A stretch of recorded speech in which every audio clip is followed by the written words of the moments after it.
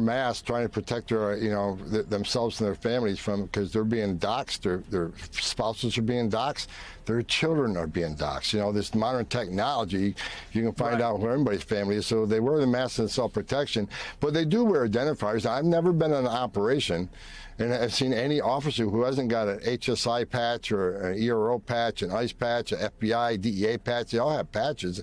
And when they approach somebody, the first thing they do is identify themselves as an ICE officer or as an FBI agent, a DEA agent.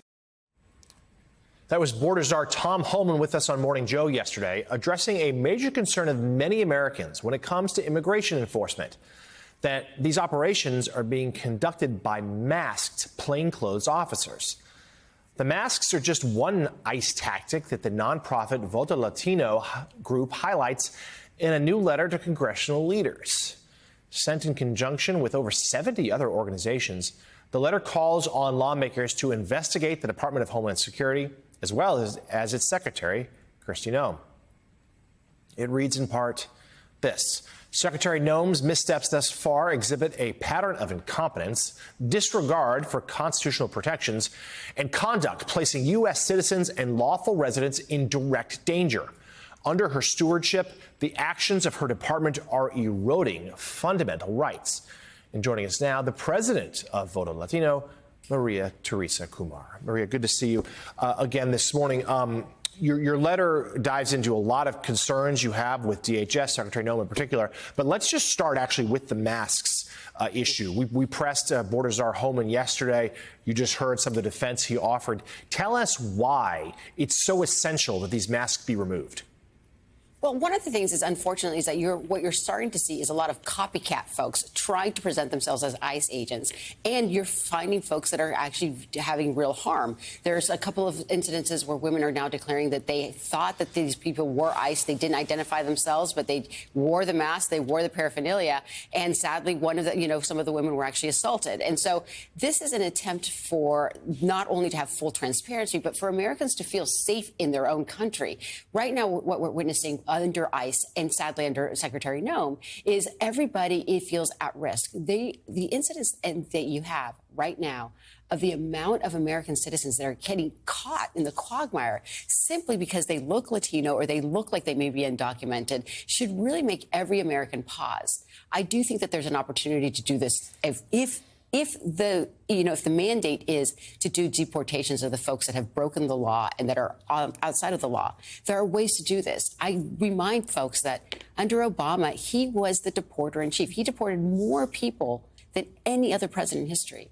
But he did it in a dignified, humane way where our streets were not under constant fear. There wasn't constant fear of surveillance. There wasn't constant fear that all of a sudden someone is going to pull you aside and cause you harm, and you're going to be whisked away.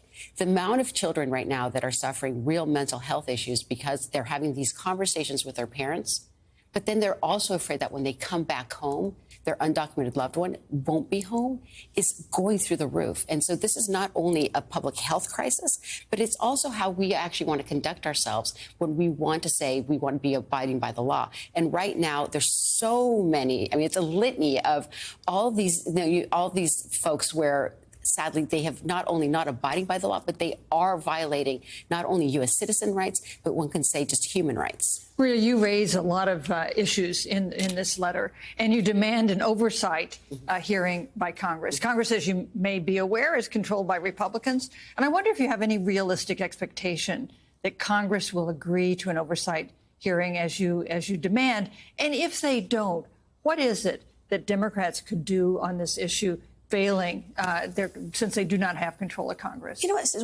What's really striking is that they have gone so outside the norms that 79% of Americans right now, regardless of political stripes, 79% of them believe that we should find a decent solution for immigration.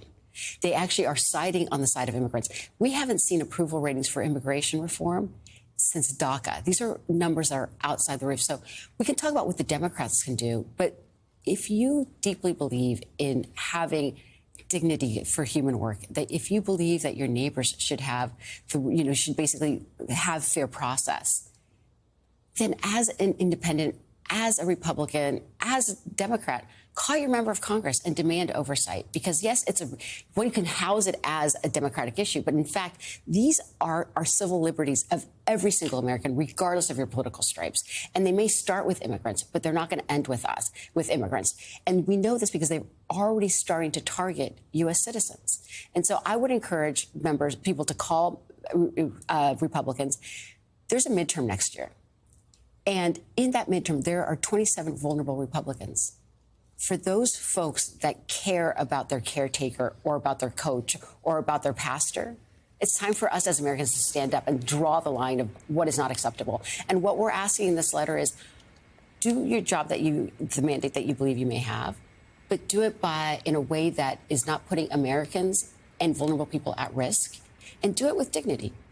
I have now so many conversations that I've had already with some folks that have been former ICE agents, like, this is not what we signed up for. This is not how we do our job. So what we're seeing right now every single day, it's theatrics, but it's not solving the issue.